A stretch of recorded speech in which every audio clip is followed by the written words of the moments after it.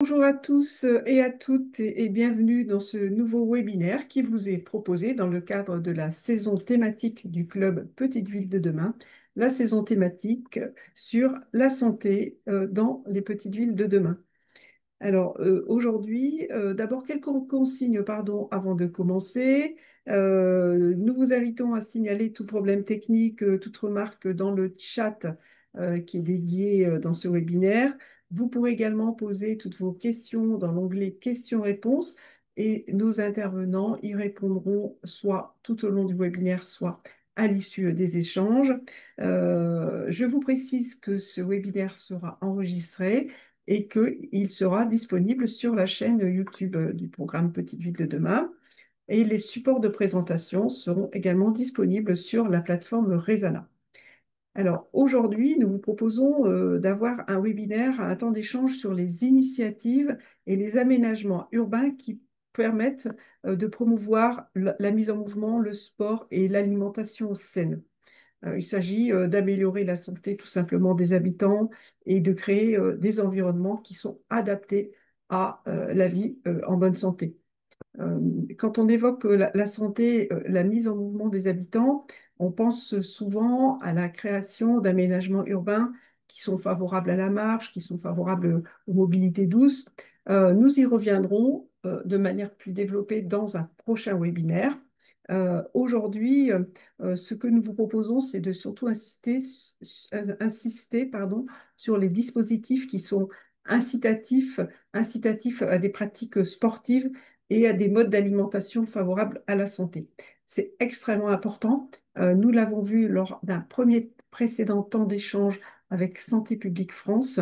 La nutrition est le premier facteur de risque de perte d'années de vie en bonne santé devant le tabac, devant l'alcool, selon Santé publique France. Il faut vraiment mémoriser cette information capitale, hein.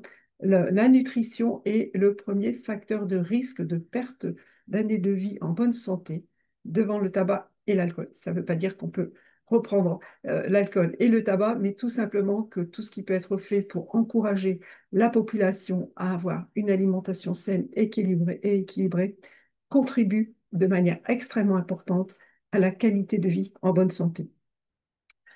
Si on pense à l'activité physique, là aussi, on sait qu'il existe un certain nombre d'inégalités, hein. Quand on regarde la pratique sportive chez les femmes, elles sont 53% à avoir une activité physique, c'est 71% chez les hommes. Il y a donc un enjeu important à essayer d'intégrer davantage les femmes dans toutes les activités qui proposent du sport, à proposer des initiatives pour les encourager à cette pratique sportive. Ça contribue là aussi beaucoup à la qualité de vie et à la prise d'âge en bonne santé.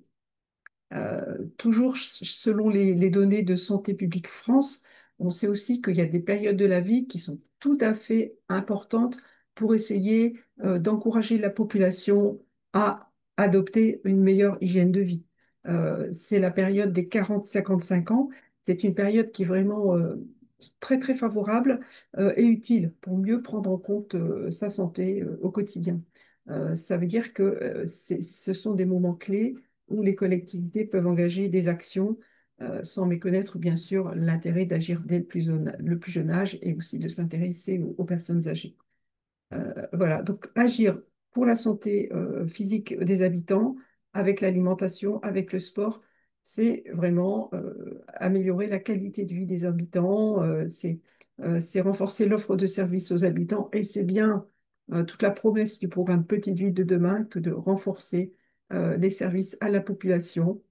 C'est pourquoi il nous semblait important, dans le cadre de cette saison thématique dédiée à la santé, de vous parler du sport santé et de la nutrition.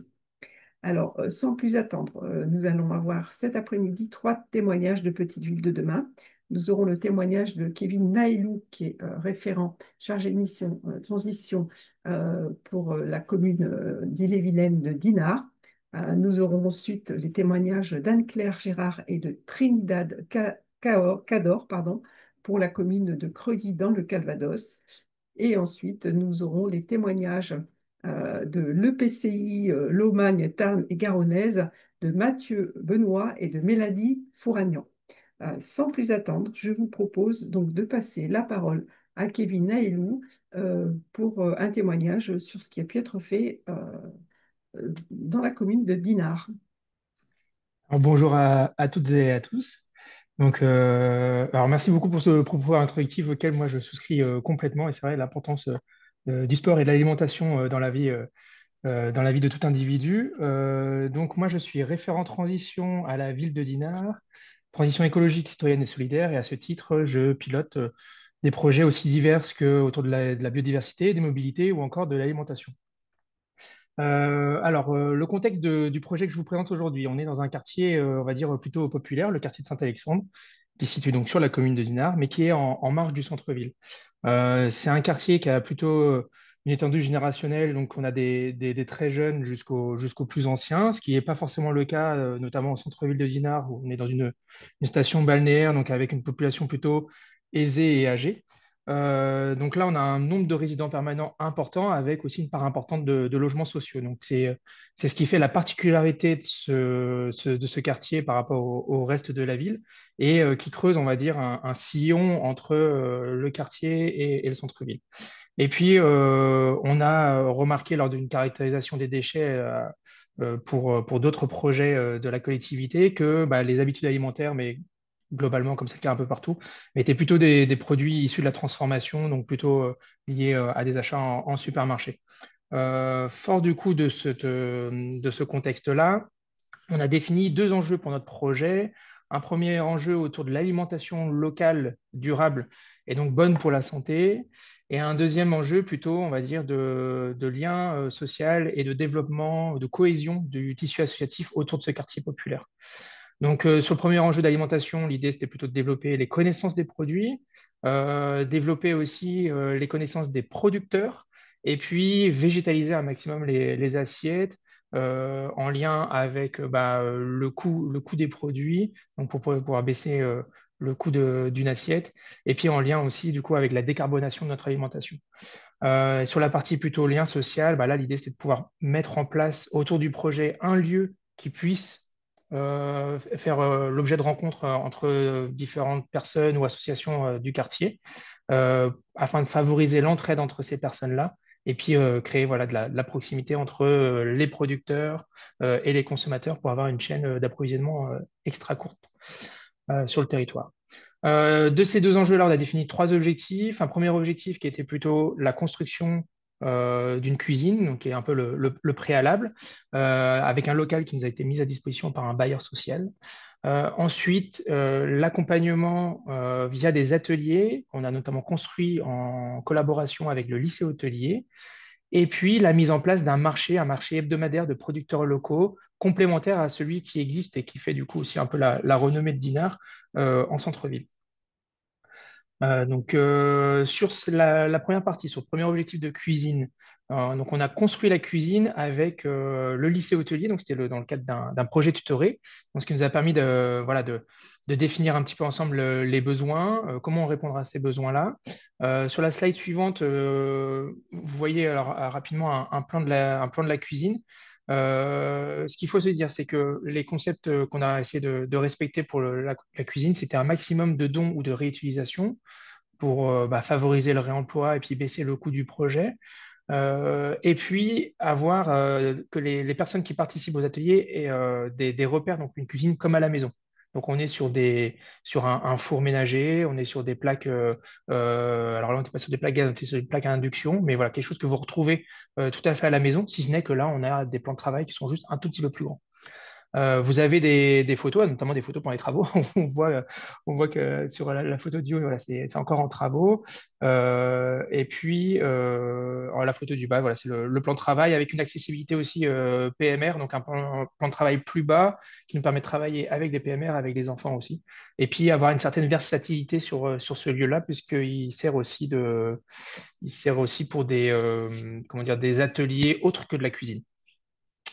Reste la partie conception de la cuisine. Si on pourrait y revenir si vous voulez, mais voilà à peu près les coûts sur cette cuisine-là, avec une partie en prestation externe et une partie en prestation, enfin en régie. Et on est sur un total environ de 30 000 euros d'aménagement sur cette cuisine-là. Projet tutoré avec le lycée hôtelier, je le disais, et les ateliers ensuite, on les a construits eux aussi avec le lycée hôtelier, mais là, un deuxième groupe d'étudiants. Donc, un premier groupe d'étudiants sur l'année 2023 pour la conception, un deuxième groupe d'étudiants sur l'année 2024 pour la réalisation d'ateliers. La livraison des travaux a pris un peu de retard, donc on a commencé au lycée hôtelier de Dinard, mais on a essayé voilà, d'insuffler cette dynamique auprès des habitants du quartier. Donc le lycée de Dinard hôtelier de Dinard nous a reçus dans ses locaux pour proposer là, une des premières assiettes autour de la tomate. Donc l'idée à chaque fois, c'était d'avoir euh, des ateliers qui reprennent les produits de saison, faire connaître les producteurs, le produit, son mode de production, le coût, et ce qu'on pouvait faire en essayant de limiter au maximum les déchets. Voilà. Et là, vous avez quelques photos dans la nouvelle cuisine. Donc là, on a pu faire 4 ateliers au cours de l'année 2024. Si on passe à la slide suivante, voilà, c'est celle-là. Donc, on a aussi fait intervenir des intervenants externes plutôt sur la fin de l'année 2024, puisqu'on n'avait pas forcément pu remobiliser les étudiants. Et sur des thématiques un peu enfin, un peu précises, on avait 2 ateliers sur la cuisine végétale exclusivement. Donc, comment mettre en place une végétalisation de son assiette avec des protéines végétales. Et puis une cuisine spécifique aux produits de la mer, puisque bah, Dinard étant une ville côtière avec un petit port de pêche, l'idée était aussi voilà, de mettre en valeur ces productions qu'on peut avoir assez facilement et à pas cher lorsqu'on connaît la saisonnalité des produits. Donc, pour ces ateliers, en fait, on s'est appuyé sur différents outils, des outils classiques, flyer de communication, et puis, on va dire, outils de communication de la commune, hein, de la mairie, mais aussi du bailleur social qui, du coup, a pu communiquer directement avec les locataires. Des outils ont été aussi, enfin, des fiches recettes ont été aussi, pardon, développées par les étudiants. Et puis un questionnaire de satisfaction afin de pouvoir juger un petit peu de la pertinence des actions qui ont été menées. Et puis, et donc là, vous avez un exemple là, d'une fiche recette. C'était le deuxième atelier autour des fraises, donc à l'approche de l'été, bah, à peu près à cette période-ci, je crois que c'était en juin. Euh, et alors, si on voit sur la slide prochaine, il me semble, voilà, c'était le questionnaire. Et la slide suivante, on a quelques éléments qui retournent de ces questionnaires-là.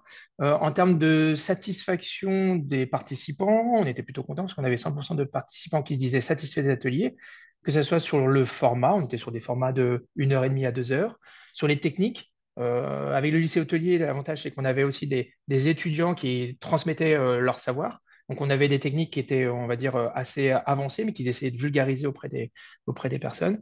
Et puis, sur la possibilité de reproduction, voilà, on avait plutôt des bons retours aussi, 80% de personnes, de répondants qui nous disaient qu'ils pourraient reproduire les recettes chez eux et qu'ils avaient envie de le reproduire avec un approvisionnement qui était local.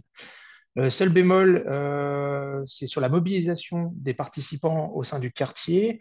Donc vous avez vu au niveau de l'enjeu, l'idée c'était vraiment de pouvoir insuffler une dynamique au sein du quartier. Et on a seulement 15% des participants qui étaient notre cible, qui provenaient de ce quartier-là. Donc c'est vrai qu'en fait le format a attiré, mais n'a pas attiré forcément notre population cible. Et sur la partie marché, donc qui était un peu pour pérenniser puis pour continuer à tirer ce lien-là en termes d'alimentation. Au départ, l'idée était de développer un marché local en s'appuyant notamment sur le plan alimentaire, enfin agricole et alimentaire territorial de la communauté de communes, donc avec laquelle on a travaillé sur ce projet. Donc ils ont l'avantage d'avoir déjà fait un sourcing de l'ensemble des producteurs. Et on a été voir ces producteurs-là pour savoir s'ils seraient intéressés de participer à l'élaboration d'un nouveau marché. Mais malheureusement, il n'y avait pas forcément d'intérêt de la part de ces producteurs parce qu'ils sont déjà sur d'autres marchés où ils ont leurs débouchés. Et c'est vrai que pour le moment, on va dire commercialement parlant, ils ne savaient pas si bah, ça serait intéressant pour eux de développer un nouveau marché sur ce type de quartier. Voilà. Sachant que nous, sur le marché de Dinard, celui qui est en centre-ville, en été, on a déjà trois séances de marché. On a le mardi, le jeudi et le samedi. Ce qui fait qu'on a voilà, un certain nombre de maraîchers et de producteurs qui se déplacent déjà sur Dinard. Et donc, on s'est dit que voilà, ça nécessitait une structuration sur le long terme, peut-être faire apparaître la nécessité ou la possibilité auprès des producteurs dans les années futures, et donc peut-être passer par une étape intermédiaire, et donc par la création d'une AMAP. Donc, une AMAP, c'est une association de maintien pour l'agriculture paysanne.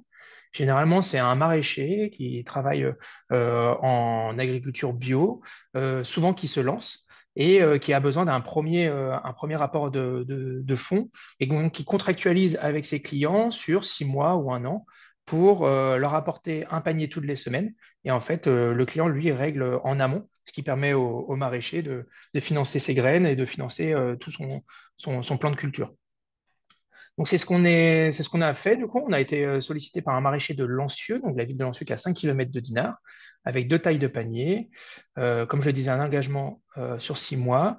Et donc sur la première saison hivernale 2024-2025 qui s'est clôturée il y a un mois, on était à 15 paniers. Donc ça, c'était la capacité maximum qu'avait le maraîcher sur la ville de Dinard de production. Et donc, comme ces 15 paniers ont été pris, il a ouvert à 10 autres paniers en plus pour la saison estivale qui vient tout juste de commencer. Donc, on espère, voilà, ça va pouvoir structurer un petit peu cette partie approvisionnement local et permettre aussi aux habitants de quartier de venir s'approvisionner directement à pied depuis leur quartier plutôt que d'aller au supermarché ou au marché, mais en centre-ville. Oui, et c'était la dernière slide. Merci beaucoup à Monsieur Nailou pour ce témoignage des actions qui ont pu être mises en œuvre sur la commune de Dinard. Donc, on retient ce projet de cuisine qui a été aménagé avec le lycée hôtelier. Donc, un lieu, des animations avec des ateliers pour expliquer. Bon, il nous manque quand même le partage de vos recettes de cuisine parce que vous nous avez fait saliver. Euh, des ateliers, le marché qui n'a pas pu pour l'instant se faire, mais vous avez Mm, par contre impulsé la création d'une AMAP pour favoriser la diffusion des produits locaux. Merci beaucoup pour tout à ce fait. témoignage, Kevin Nailou. Je vous propose maintenant d'entendre le témoignage d'Anne-Claire Gérard, qui est chef de projet à Creuilly dans le Calvados et qui sera accompagnée par Trinidad Cador. Et vous voulez nous parler de vos halles alimentaires à Creuilly. Effectivement, merci. Donc bonjour à toutes et à tous. Donc effectivement, je suis chef de projet Petite Ville de demain dans la plus petite communauté de communes du Calvados en Normandie. Et je vais vous parler ici d'un projet sur la commune de Creully-sur-Seulles, effectivement. Petit point de situation géographique. Creully est situé entre Caen et Bayeux. Voilà, pour situer, c'est un petit peu plus simple et à proximité immédiate des plages du débarquement, d'où son attrait touristique pour beaucoup de personnes. Et il est à noter que dans le cadre donc, du programme Petite Ville de demain, la commune a totalement restructuré son cœur de bourg, dont vous pouvez voir un aperçu sur la photo en bas à gauche. Et bon, quand on ne connaît pas, c'est pas simple, mais on aperçoit la devanture de la future halle. Donc effectivement, Creully est une commune qui est très bien équipée en services publics, puisqu'on y retrouve quasiment tous les commerces de proximité, que ce soit boulangerie, pharmacie, bar, tabac, hôtellerie, coiffeur, fleuriste, etc. Et une multitude de services comme décrit sur la slide. Donc, effectivement, pour parler plutôt du projet qui nous concerne, donc vous le voyez en photo, la commune disposait auparavant d'un coccinelle express, donc installé en plein cœur de bourg, mais a fermé ses portes donc à l'automne 2021. Et un carrefour contact s'est installé donc un petit peu en périphérie de la commune, ce qui a pu faire craindre par certains une perte d'attractivité du centre-bourg. Et donc l'idée de la commune, c'était de ne surtout pas lester cette friche commerciale en plein cœur de bourg et d'en faire quelque chose donc pour redonner de l'attractivité à la commune.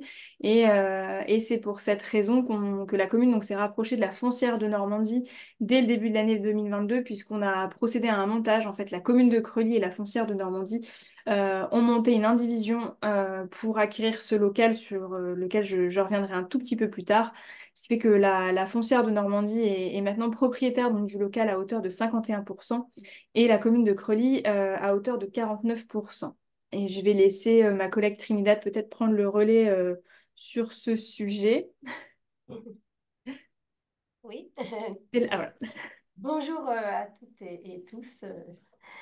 Donc, en effet, nous, Foncières de Normandie, nous accompagnons la commune de Creully-sur-Seulles dans le montage de cette opération, sachant qu'il s'agit d'une opération cruciale hein, qui est de diversifier l'appareil commercial du cœur de bourg et également de réintroduire des activités qui ne sont pas présentes. Donc, en termes de santé et de nutrition, je pense que là, nous aurons l'éventail des produits. Donc, nous, Foncières de Normandie, on, on accompagne les communes avec un montage de type indivision quand on est dans des opérations extrêmement coûteuses, puisqu'il s'agit en fait d'une halle qu'il fallait reconvertir en cellule commerciale, donc diviser ce qui demande beaucoup, beaucoup de travaux. C'est une opération relativement coûteuse.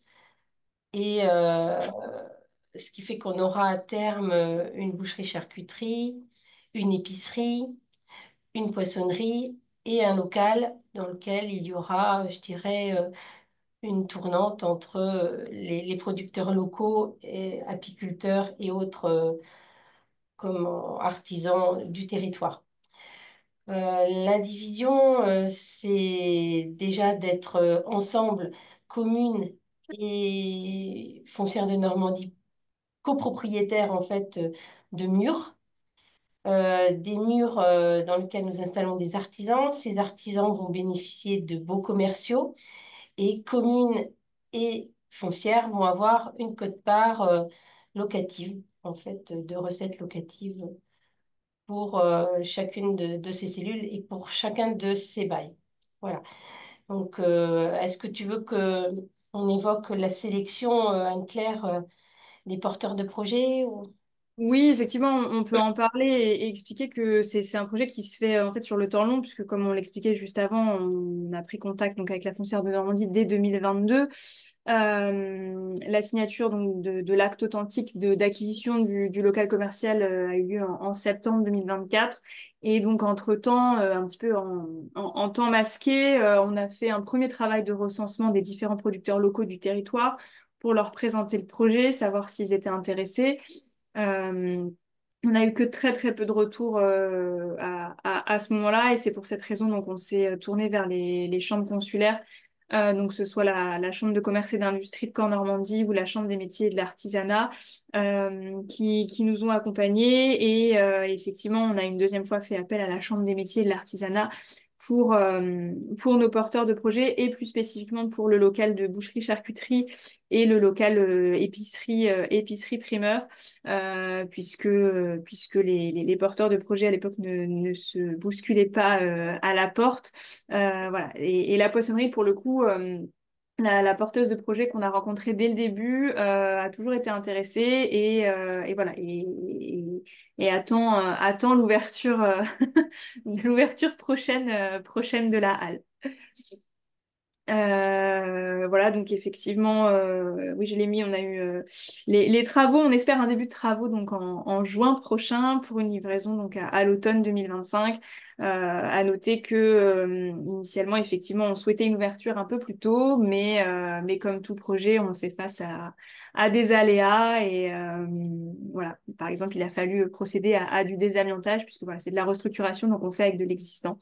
Euh, et donc maintenant, ça devrait, ce projet structurant, en tout cas, qui permettra de compléter l'offre commerciale de proximité, devrait voir le jour d'ici l'automne. Trina, je sais pas, si tu veux compléter. Euh, il y a peut-être aussi tout ce qui est modélisation économique, parce que tout ce qui était en fait de, de- de- euh, d'atterrir, si je peux dire, sur le plan financier, parce que c'est quand même une opération de restructuration assez lourde. Donc, il a fallu rechercher des financements hein, auprès de l'État, auprès de l'ANCT, hein, petit du FRLA, du département du Calvados, de la région de Normandie, évidemment, nous, contributeurs foncières de Normandie, de manière à arriver à un certain équilibre pour être en capacité de proposer des loyers extrêmement abordables pour les futurs exploitants. Parce que c'est un petit peu l'exercice le plus périlleux quand on est dans ce type d'opération, c'est, je dirais, de trouver les amortisseurs que sont les contributions des financeurs publics, la contribution de la foncière, de manière à pouvoir ouvrir et pérenniser de nouveaux commerces dans des cœurs de bourg, hein, notamment dans la ruralité, tout en proposant des loyers très attractifs et très abordables aux futurs exploitants en leur donnant les meilleures conditions pour travailler. Donc, vous voyez sur le tableau que ma collègue Anne-Claire vous présente, vous avez sur la colonne de gauche par type de dépenses les montants hors taxes et vous voyez sur les colonnes de droite les ressources que nous avons mobilisées pour pouvoir ainsi atterrir et être en capacité de sortir des loyers très très attractifs puisque on est sur une base de 11 euros du mètre carré hors taxe, hors charge. Euh, Ce qui est peu par rapport à une réhabilitation de ce type, où au final, nos commerçants vont avoir un local préaménagé. Donc voilà, avec même pour le boucher charcutier, certains aménagements fixes, comme les chambres froides. Voilà. Et effectivement, je rebondis parce qu'effectivement, on est passé à la partie dépenses, mais pour le sujet principal donc, de cette saison thématique, l'objectif donc principal de ce projet-là, au-delà de compléter l'offre commerciale de proximité du centre-bourg, c'était surtout donc de mettre en valeur et de favoriser les producteurs locaux et les circuits courts, puisqu'effectivement, dans les porteurs de projets qui ont été sélectionnés, la poissonnerie est vraiment quelqu'un de local et qui a un bateau de pêche alors pas sur le territoire intercommunal, mais juste voilà, le territoire limitrophe. Pour le boucher charcutier, il vient de l'ex-Haute-Normandie. Et au primeur épicier, pareil, il vient du département du Calvados. Donc l'idée, c'était vraiment de mettre en valeur et de pouvoir lancer des personnes locales dans cette aventure. Et puis donc voilà, de promouvoir la santé, comme disait Kevin Naelou tout à l'heure, effectivement, c'est d'inciter donc les Crollois, mais aussi les personnes des communes alentours à consommer local et donc par là même de réduire aussi l'empreinte carbone par les déplacements, puisque une fois que la halle aura vu le jour, on aura tous les commerces à Creully-sur-Seulles. Anne-Claire, tu avais une question de la part Ah, j'ai de pas nos vu. collègues Pardon. qui évoquent, en fait, si on avait L'entrepreneuriat. contacté la Chambre d'agriculture. Ouais. La chambre d'agriculture. Ah oui, pardon, j'avais pas vu la première question, Mm. effectivement. Alors, la chambre d'agriculture, oui, elle a effectivement, elle a été contactée, donc notamment pour la partie boucherie-charcuterie. Et l'entrepreneuriat des femmes, oui, puisque déjà, on a une poissonnière, c'est une femme, elle a embauché une femme. Et puis, nous avons deux couples pour l'épicerie et la boucherie-charcuterie. Et dans les deux cas, les femmes ont les certifications pour exercer. Donc, elles ne sont pas seulement vendeuses, mais sont en capacité d'offrir le service Porteuse. de la production.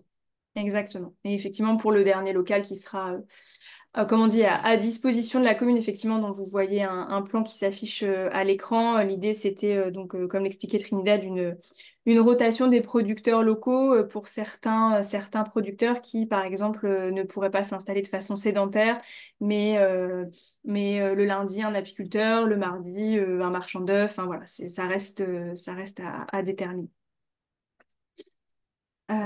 Alors, comment avez-vous recruté vos artisans? Appel à projet location classique. Ouais. Alors, on a publié, en fait, on a rédigé ensemble, commune et puis foncière de Normandie, avec l'aide des chambres consulaires, des profils qui ont été publiés sur les réseaux professionnels, à la suite de quoi les candidatures ont été analysées et les candidats, enfin, les jugés les plus solides, ont été convoqués à un jury qui est associé à chaque fois en fait des professionnels des métiers.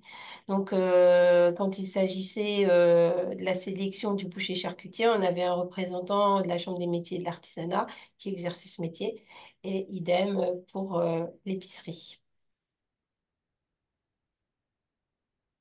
Et le partenariat, ben, en fait, nous, Foncières de Normandie, on avait signé très très tôt en fait une convention avec les consulaires pour nous aider justement au choix des futurs exploitants.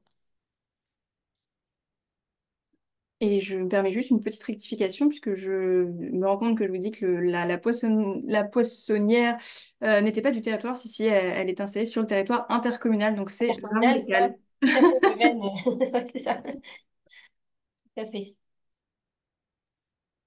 Bien. Merci beaucoup à Trinidad Cador et à Anne-Claire Gérard, qui est la chef de projet de la très jolie commune de Creuilly-sur-Seuil, dont nous avons pu découvrir de très beaux points de vue. Merci pour votre témoignage sur cette acquisition et rénovation de halles qui vont permettre de proposer aux habitants un nouveau lieu pour faire leurs achats de produits locaux. Donc, des halles couvertes qui vont être rénovées avec des loyers tout à fait attractif pour les artisans, les commerçants qui viendront s'y installer. N'hésitez pas à nous informer de l'ouverture de ces futures halles. Nous pourrons avec plaisir diffuser des informations pour valoriser ce beau projet porté par une commune, petite ville de demain du Calvados. Merci. Euh, je Merci. vous propose je vous propose désormais de partir en Tarn-et-Garonne. Après l'Ille-et-Vilaine et le Calvados, nous partons en Tarn-et-Garonne avec les témoignages de Mathieu Benoît et de Mélanie Fouragnan de la communauté de communes Lomagne, Tarn et Garonnaise. La commune PVD, c'est Beaumont en Lomagne. Et voulez nous parler des installations de mobilier urbain qui sont propices à favoriser la pratique sportive. Oui, bonjour. Donc, on va passer à la slide d'après. On va vous présenter en quelques minutes notre territoire. Donc, effectivement, on se situe dans le sud-ouest de la France et dans le sud-ouest du département du Tarn-et-Garonne. Donc, c'est une petite communauté de communes rurales de 31 communes pour 10 000 habitants, donc avec des toutes petites communes avec donc 10 000 habitants, avec on va dire une population âgée et vieillissante, avec aussi quand même beaucoup de jeunes, puisqu'il y a beaucoup de scolaires, on a des lycées, hein, ça va jusqu'au au niveau lycée essentiellement. Et on a aussi des publics fragiles, et en particulier, on va en reparler, une population d'handicapés et un secteur médico-social très dense. Donc, si on regarde les caractéristiques, on a un tissu associatif assez diversifié et dense. Et ce secteur médico-social pèse à environ un tiers de nos emplois. C'est-à-dire, quand vous voyez 3 450 emplois, on a plus de 1 000 emplois dans l'aide à la personne, dans les EHPAD, dans euh, enfin, le Paradis en particulier à Lavitte, puisqu'on a donc la Beaumont de Lomagne, hein, la centralité principale, c'est 4 000 habitants, et Lavitte de Lomagne, seconde ville qui fait l'objet du programme, c'est à peu près 1 650 habitants, hein, pour donner. Mais dans ce village de 1 650 habitants, il y a 500 emplois dédiés à l'accompagnement des personnes handicapées, et avec là aussi une logique autour de la santé de ces personnes qui est importante. Voilà, pour présenter le territoire, je laisse à Mélanie vous expliquer un petit peu notre politique. Et donc, avant de vous parler plus spécifiquement de certains projets et de vous les présenter, pour vous donner quelques éléments au niveau politique sur ce territoire. Donc, on a plusieurs projets éducatifs sur le territoire. On est labellisé depuis récemment territoire éducatif rural. Donc, c'est un conventionnement avec l'État où la thématique sport-santé a pleinement sa place puisque c'est un des axes prioritaires que nous avons fixé collectivement avec les établissements scolaires, les partenaires institutionnels et les collectivités autour de l'accès au sport et à la culture pour tous. Ensuite, il y a des projets éducatifs qui sont déclinés par communes, qui ont également des axes autour de la nutrition, le sport, la santé, autour de la lutte contre la sédentarité, l'accès au sport pour tous. Nous avons aussi très régulièrement des actions de sensibilisation au bien manger qui sont menées au sein des écoles et un forum santé jeune qui est proposé annuellement aux scolaires permettant de les sensibiliser à différents enjeux autour de leur santé, donc nutrition, santé mentale, prévention sommeil, écran, sport et diverses thématiques pour les sensibiliser à mieux prendre en compte leur santé. Et donc, un projet qui va vous être détaillé en suivant par Monsieur Benoît a été initié suite à une concertation avec les enfants et les jeunes du territoire, une double concertation même, un projet de pump track sur la commune bourg-centre de Beaumont-de-Lomagne. Donc, ce projet, il a été plébiscité par les enfants et les jeunes du territoire à travers deux instances de démocratie locale. Une concertation menée par Monsieur Benoît dans le cadre de l'élaboration du projet d'aménagement des espaces publics et il a été aussi porté dans le cadre du conseil municipal enfant de la commune de Beaumont. Comme le disait Monsieur Benoît en introduction, nous avons une spécificité, c'est d'avoir une grande place des seniors aussi au sein de notre PCI. Donc nous sommes en train de travailler sur l'élaboration d'une politique senior pour lutter contre la perte d'autonomie. Donc on a adhéré au réseau francophone Ville Amie des aînés qui a pleinement sa place à la fois dans les projets Petites Villes de demain, mais aussi dans les politiques sociales, puisque l'idée, c'est de réfléchir à comment améliorer le cadre de vie des seniors sur l'environnement bâti et l'environnement social. Et là aussi, la thématique sport-santé aura toute sa place dans cette politique que nous sommes en train de structurer. Alors, on va passer à la suite. On a choisi de sélectionner quatre projets, mais il y a toute une, enfin, il y en a d'autres, on va dire. Mais alors, autour de Beaumont, il y a deux projets à Beaumont, deux projets à La Vitte. La commune de Beaumont a récemment, il y a un an et demi environ, finalisé un projet de parcours santé autour du lac. Donc le lac fait l'objet, il y a une base de loisirs. Les Beaumontois peuvent fréquemment se promener autour de ce lac. Et donc, ça a été l'occasion d'installer des agrès à vocation. Alors, c'est des agrès qui peuvent concerner les particuliers, mais aussi qui servent les associations, les scolaires, et qui sont utilisés aussi par une clinique de réadaptation cardiaque dont j'ai oublié de parler, qui fait partie du secteur médico-social. Donc, voilà, donc c'est un petit projet, mais finalement très intéressant parce que là, c'est très disponible, accès libre, grosso modo. C'est un projet qui n'a pas coûté très cher, comme vous voyez le plan de financement. Donc avec une participation de l'Agence nationale du sport, du département du Tarn-et-Garonne et un autofinancement de l'ordre de 20% de la commune de Beaumont. Voilà, bon, je passe sur ce projet, on pourra y revenir. Et puis, on a mis pas mal de textes pour que les gens puissent voilà, comprendre la philosophie des politiques qui ont décidé ces projets. Un autre projet très récent et qui a été mené avec PVD également, c'est la mise en place de terrains de paddle à la place de vieux terrains de tennis qui étaient enfin, plus en usage. Donc, on a mis en place ces terrains de paddle avec là aussi un financement Agence nationale du sport, conseil départemental, région et un autofinancement de la commune de La Vitte.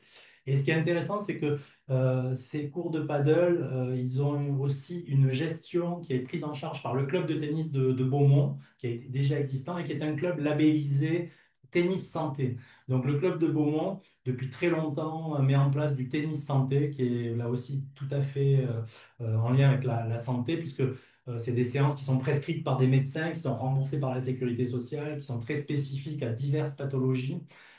Y compris, il y avait jusqu'à l'époque du Covid des patients de la clinique de réadaptation cardiaque qui venaient à ces cours. Malheureusement, la période Covid a fait en sorte que ça n'a pas continué, mais il y a toujours des cours de tennis santé qui existent. Et donc, il y a toute cette sensibilité. Alors, je ne sais pas si on pourra inventer du paddle santé, mais en tout cas, le tennis santé, voilà, on voulait en parler. Il faut savoir que ça aussi, ça existe et il faut aussi animer nos clubs sportifs pour qu'ils s'orientent un peu vers cette sensibilité et qui fait l'objet d'une labellisation avec aussi la qualification des profs qui est tout à fait particulière, etc. Donc, c'est pas quelque chose qui se met en place très facilement, mais en tout cas, avec la volonté, c'est très intéressant. Projet suivant, Là, donc, dans le cadre de l'étude plan guide de référence des espaces publics, on a aussi envisagé de requalifier une entrée de ville à Beaumont où existe un skatepark, mais qui est très peu utilisé parce que très peu attractif. Donc, on a mobilisé, comme vous le voyez sur les photos, les enfants des écoles, on les a fait venir sur le site, puis ils ont dessiné les projets de leurs rêves par rapport à ce site, etc. Bon, comme disait Mélanie, le Conseil des jeunes a confirmé une volonté. Et donc l'idée d'un pump track a séduit ces jeunes.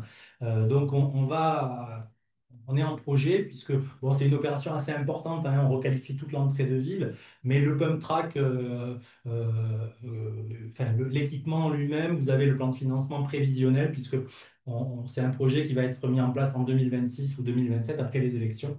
Voilà, qui fait qui va s'intégrer dans un parc paysager avec une sécurisation des accès. Donc, ça va aussi avec l'idée de faire venir les familles avec une aire de repos autour de cet équipement. Donc, c'est aussi faire bouger les gens, les amener vers l'équipement et faire je dirais une opération à plusieurs aménités, à plusieurs niveaux d'intérêt, quoi. Et enfin, je reviens sur la VIT, puisque autour de l'APIM et du Baradis, donc, qui accompagnent les personnes handicapées, physiques ou mentales, sur ce site-là, il existe une piscine dont la photo prise est très récente, c'est-à-dire elle a fermé il y a 4 ans, 3 ans et demi, mais elle est encore maintenue, on pourrait s'y baigner, simplement elle n'a plus la capacité d'ouvrir pour des raisons administratives et de modernisation. Alors là, c'est quand même un budget de 2,5 millions de travaux et on sait que cette piscine coûte 500 000 euros de déficit structurel annuel à combler. Donc, en fait, c'est le problème, il est économique. C'est comment réouvrir cette piscine. Et c'est une piscine qui, au niveau du territoire, que nous sommes très, très isolés, elle a une vocation à servir donc les publics fragiles, les scolaires, les clubs sportifs. Les militaires et les pompiers venaient s'y entraîner. Enfin, bon, il y avait à peu près 40 000 entrées par an jusque avant la période Covid. Et donc, c'est un gros enjeu. Simplement, on a fait faire une étude dans le cadre d'un marché à bonne commande à NCT qui nous a dit, bon, mais pour sauver cet outil-là, il faut un syndicat mixte en faisant venir non seulement les communautés de communes autour, les communes autour, mais le département, la région. Et il faut, voilà. Et donc, c'est un travail, je dirais, important politiquement dans un contexte qui est extrêmement difficile au niveau financier. Et donc, on a vraiment ce gros point d'interrogation sur le territoire. Voilà. Mais on voulait en parler parce que le sport et la santé, c'est aussi des projets comme ça qu'on a du mal à mener, mais qui sont à fort enjeu, quoi, hein. Voilà. Je suis prêt à vous répondre à vos questions. Bien, alors, merci beaucoup pour cette présentation donc, des différents aménagements ou équipements qui ont pu être faits ou qui sont en projet sur la commune de Beaumont, de Lomagne ou de la Vitte, hein, puisque nous sommes sur Oui. plusieurs PVD de l'EPCI Lomagne, Tarn et Garonnaise. Merci à Mathieu Benoît et à Mélanie Fouragnan. Peut-être une question, puisque je n'en ai pas vu dans notre onglet questions-réponses. Avez-vous pensé à faire un suivi des usagers de ces différents équipements, qu'il s'agisse du tour du point d'eau avec un parcours sportif ou alors du pump track? Avez-vous une analyse des usagers pour savoir si tous les âges sont représentés, tous les genres, ou est-ce que c'est toujours les mêmes personnes qui utilisent ces équipements? Alors, enfin, moi je vais souvent autour du lac à titre personnel, donc je vois effectivement, c'est plutôt quand même des jeunes qui vont utiliser ces agrès, mais en fait, peut-être qu'il y a des moments où je n'y suis pas. Et puis, encore une fois, ils sont utilisés par les patients, la patientèle de la clinique de réadaptation cardiaque. Et j'imagine que là, c'est des gens qui ont un certain âge aussi, qui sont qui se qui utilisent ces agrès. Le pump track, il n'existe toujours pas, donc je ne peux pas vous en parler. La piscine, elle est fermée. Et, le paddle, il a démarré il y a environ, il n'y a pas tout à fait un an, hein, et c'est un succès qui ne se dément pas. C'est-à-dire qu'aujourd'hui, enfin, l'utilisation de ces terrains est très dense. Maintenant, j'ai pas le profil sociologique, on va dire, des joueurs. Je pense que mais on a des collègues, je ne sais pas, un quadragénaire, on va dire, qui l'utilisent régulièrement, par exemple. Donc voilà, c'est tout âge aussi, quoi.